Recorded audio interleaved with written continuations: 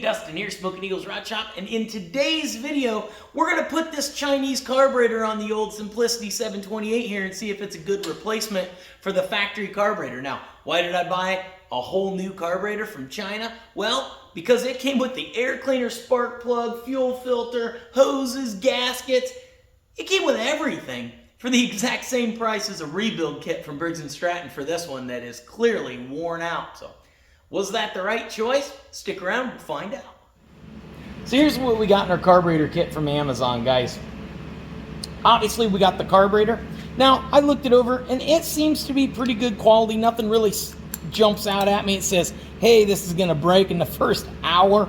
I did have to put a washer on this because that screw bottoms out, and this bar wouldn't snug up. Not a deal breaker by any means.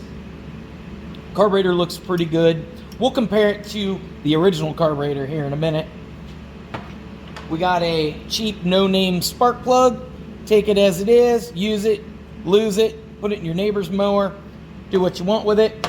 We got a fuel filter. We got some of these little squeeze clip fuel clamps. Now, personally, I never use those. They're really, these cheap ones that you get are designed for thin wall, like that clear tubing that I never use. I usually use some form of like a Gates fuel line for automotive where they're a lot thicker, and these don't tend to work. I usually just keep them around for vacuum lines and things of that nature, but you're more than welcome to use them if you want. I like the ones I can tighten up and feel, you know, like I really tightened them up. Came with 2 gaskets, came with a metal fuel line barb for the carburetor, and it came with an air cleaner. Now, the main reason why I bought this carburetor, out of all the carburetors that were available on Amazon that are this style carburetor for this motor, is 2 things. One, I got an air cleaner, and these by themselves are $5 to $10 anywhere else. This one has a little rip in it from shipping. They just jam it in the box, but it's an air cleaner. It's not going to affect it. And it has a metal fuel line barb for the carburetor, screws in the side right here. Now, why is that so important? To me, all the rest of them were plastic and either screwed in or looked like they were fixed. So if they're fixed and they're pointed the wrong direction, you've got to figure out how to loop your fuel line around to get it to go to your carburetor. And I'm afraid that the plastic, the cheap plastic ones, over time, the heating and cooling, they're going to have a tendency to crack, break off, you know, from bouncing around in your yard, snaps off. Now you got fuel running out everywhere. But a metal one, you know it's not going to fail. Obviously, if I screw it in too tight, I'm going to rip all the threads out of this carburetor. So keep that in mind. Don't do that. Other than that, I think this is a pretty good deal for what I got. We'll compare it to the other carburetor. Oh, I'll also put a link in the description below. This carburetor fits tons and tons of the old Briggs & Stratton, like 5, 8, 10 horse. Make sure you check your application. Make sure your carburetor looks right. I'm going to be honest with you guys, the way I made sure this was the right one online is I just looked at my old carburetor and went down through the pictures. I typed in the model of my Briggs motor. It's stamped right on the top of it. And then I just went down through and got the carburetor that looked the closest to it and came with all the sweet goodies, right? All right, so I got both carburetors side by side here. Obviously, that's the new one and that's the old one. Differences I see here, this bar is different. They've got a universal style bar on there, so I'm going to see if I can't move this one over to that carburetor and use it. We don't have our bolts here for the air cleaner, but as long as you use your old ones, you should be fine. If they're missing, you're going to have to try and figure something out. Go pick one up at a hardware store or something. We've got our vacuum. We've got nothing here, but we have an arm here for the choke, so that's different. And then we've got this throttle arm here. Looks like this one has a couple of different adjustments for different applications. That looks to be the same. We've got an adjustment here. We've got our float bowl drain on both. Everything on this side looks to be the same. Let's flip these things over. Other than this choke arm here, so we flip this over, and here you've got your idle adjustment. You got your fuel inlet, same here, idle adjustment, fuel inlet, and this one has one of those plastic barbs that I am not a fan of.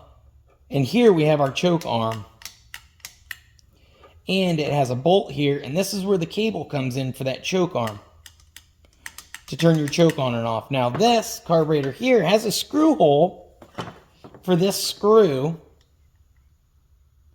So I don't know if we can take this apart and switch this arm from this side to this side. I don't know if that's possible. Obviously, that's a worst case scenario. What I'm going to do first is we'll stick this up on the engine and see if it is possible to just use it with the arm on this side, obviously the way it came. Let's get to figuring this thing out, guys. Now this has 3 adjustments. I looked on the other carburetor. It appears like this little black bushing hole here is the correct hole. So we're just gonna make sure everything lines up first. If you saw my previous video, you'd know that I'm gonna use the second hole for the spring.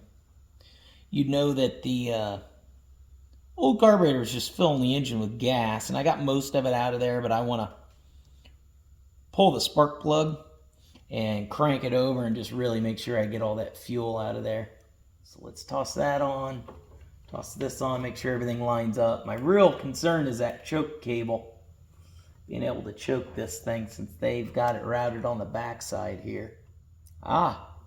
So this cable will be able to run back here, I believe, but I gotta have a way to secure it.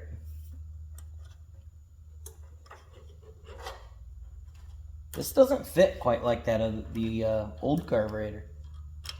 So let's toss it on there and have a look-see. Well, maybe they are the same. This one just has the choke arm way out here and on this side. So what do we do about that? How do we fix that problem? Maybe we can put this bar on this direction like this and use our clamp. Use our bolt from here somehow through here to make a clamp for our cable. Let's try and give that a shot. Tweak that cable just a little bit for now, just to make this a little easier, and then I'll bend her back when we get her fine-tuned.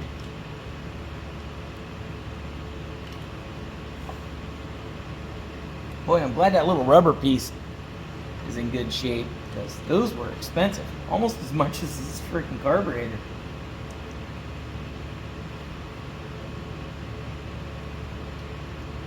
They're like $12 or $15 for a little rubber piece. I thought that was a little extreme. So here's what I've come up with, guys. I have one of these clamps. I buy them in assortments, but you can get them individually. Again, I'll put a link in the description if you don't know what these are or you need help finding them. I found that the 1/4 inch works pretty good. Check this out. So you've got this little rubber piece on the end. So if I slide this right over here, put it right on there, when I squeeze this together, it starts getting awful tight. And again, this is just the choke, so you aren't going to be yanking on it or getting all crazy. You're just going to, put the choke on when it starts. You're going to turn choke off. So you're going to have to be a little cautious, not get all, wild man on it. But I think this will work just fine. If it doesn't, I'll come up with a way to put a clamp on it or maybe tighten this up somehow to make it even tighter. But it's pretty freaking snug now. And what I'm going to do is I've got this clamp here. We've got this second hole up here. So I'm going to put this on just like this. And remember, I had to put a couple of washers on this to hold this bolt tight. Well, don't need those now. I can slide that right on there like that. Then I'll bend this in, tighten that right into the back of that carburetor, and that should hold our choke cable perfectly. I can bend that back over so it doesn't fall out of the other side. And yeah, that should be fixed. So before I assemble this completely, I'm going to disconnect the spark plug, pull it out. I'm going to crank this thing over for a second or two. Just make sure I got all that gas out of there, and then we'll bolt this all together. So if you're wondering how to get to the spark plug here, all you've got to do is take these top 2 bolts out, loosen the bottom 2, this can swivel out of the way just enough you can get your spark plug socket in there. This is kind of fun. The ratchet doesn't fit in there, or at least it's not going to fit in there easily. So they've got this hex on the back of your spark plug socket. Now this happens to be a cobalt spark plug socket. You'd think being 13/16 at the end of this would be, I don't know, standard, but it's not. It's a 21 metric, so that makes lots of sense. Sometimes you can't make sense of the world. The spark plug looks pretty crusty, but it's a decent brand spark plug. So I'm going to toss this in my spark plug cleaner. I'll clean this all up. We'll crank this over and yeah, see what we get. We should be able to crank this over. I've got you right in the line of fire because I knew you'd want to be front row for this. Hopefully there isn't a whole lot left in there.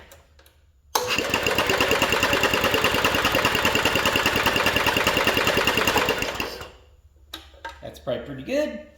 So I feel pretty confident that there isn't a bunch of fuel laying in there, obviously. I'm going to get a charger. We'll get the charger on the old battery. It's over right behind that fuel tank there. And then we'll get the bolt in this carburetor on, see if we can't get this thing to kick off. Oh, got to do the exhaust too.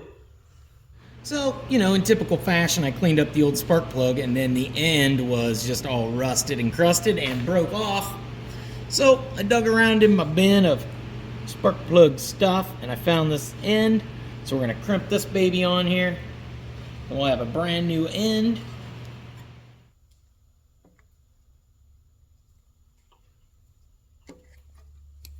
The struggle is real.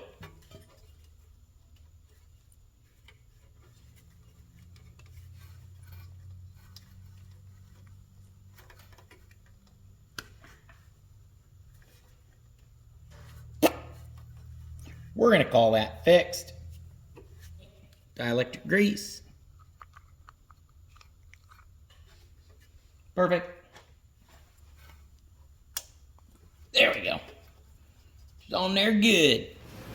Okay guys, I think we're ready to attempt our install here. I've got our gasket. And I've got the bolts for this. One of the washers was missing. Self-locking washer, so I grabbed me a little lock washer. First thing we're going to do is hook this up. It's going to go up here. I'm going to put our little spring in the hole just above the little black bushing.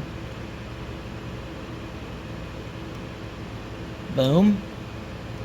Then I'm going to put our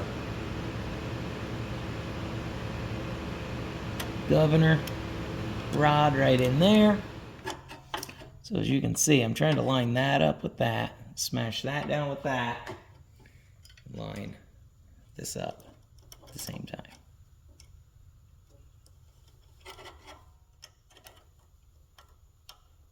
I think I just got it to grab threads.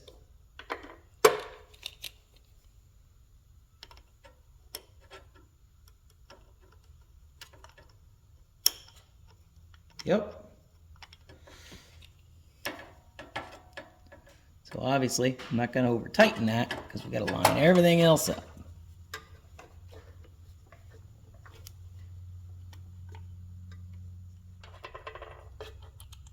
Gasquetes. Of course, there's only one.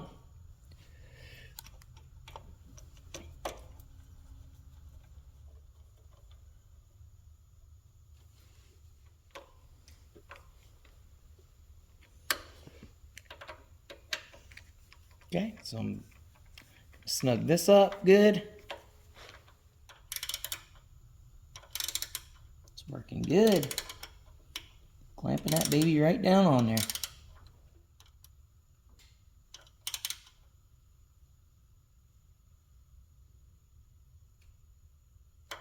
Okay, that's nice and tight. Didn't strip anything out. Let's see if our choke works.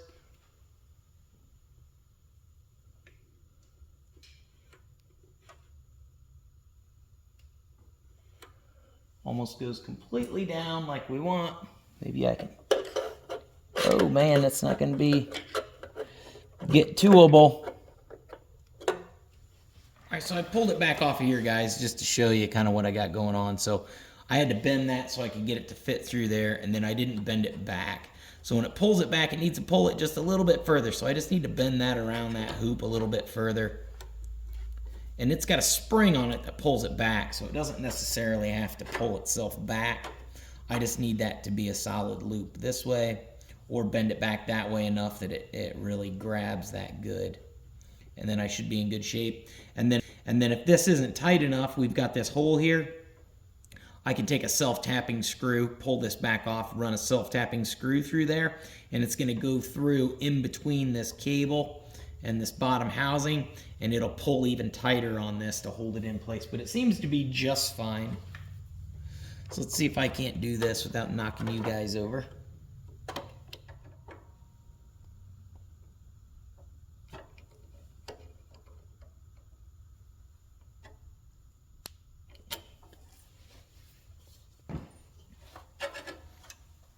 See if that functions the way I need it to.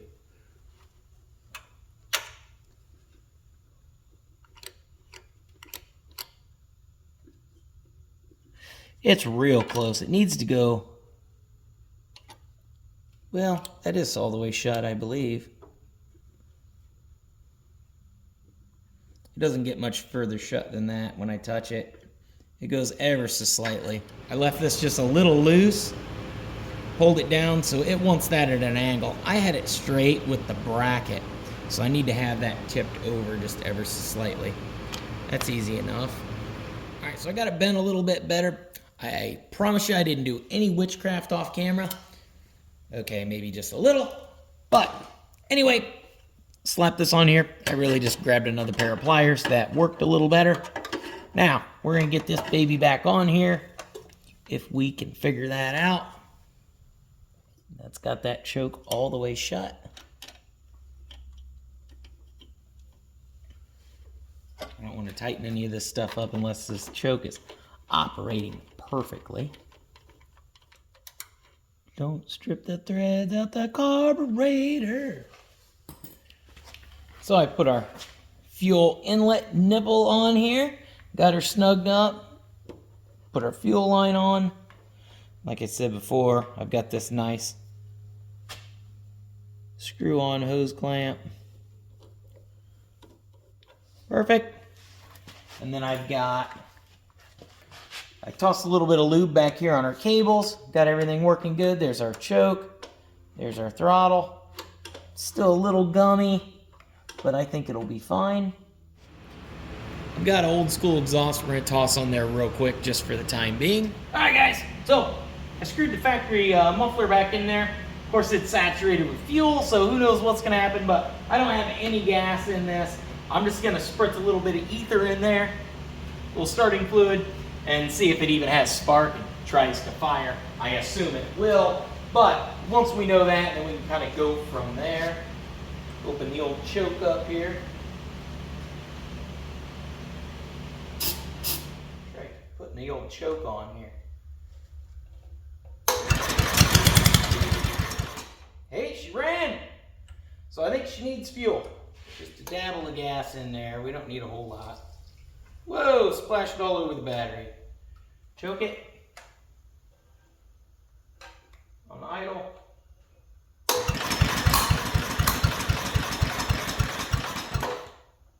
And the battery's junk.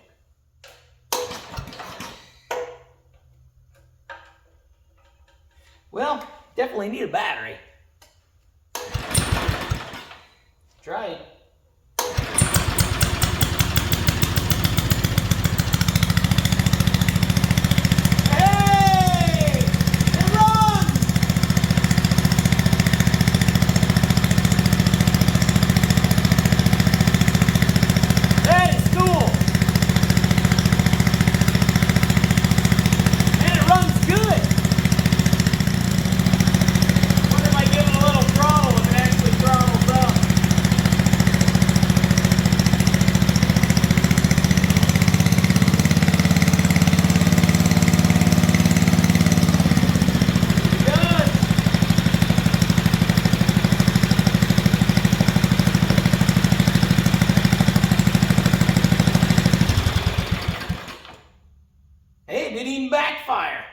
It is filling the shop with blue smoke though, and that's old gas fumes burning out of that exhaust, so probably don't want to run it much longer than that. All right, guys, so what are my thoughts on the old Chinese carburetor here? Is it worth it, or should you just buy the rebuild kit? And I'm going to be honest with you, I'm pretty impressed with how easy it was to put on there, and it fired right up. It's not leaking anywhere or anything. It came with those extra pieces, you know, the air cleaner and spark plug if you wanted to use it.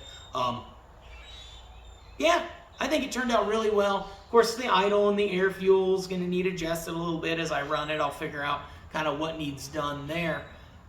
I'm probably going to pick up another one and throw it on the shelf just to have it because A, I don't know how long this one's going to last, and B, I don't know how long it's going to be available. I really don't want to get caught not being able to get one, so for the price, might as well just leave one on the shelf. Plus, I got like 5 of these mowers, so the odds of me needing another one pretty soon is pretty good. Now, before I take this mower on its maiden voyage, I need to get this exhaust fixed, and I got a pretty cool idea for that, and I obviously need a new battery, so be on the lookout for that video. It'll be coming soon. I'll post some other stuff around my melon here, stuff we're doing in the shop, and I don't want you guys to miss any of it, so make sure you click on it, you go watch it, you have fun, you enjoy yourself. We're enjoying ourselves here. We really appreciate all the support, and until next time, keep on wrenching. Peace!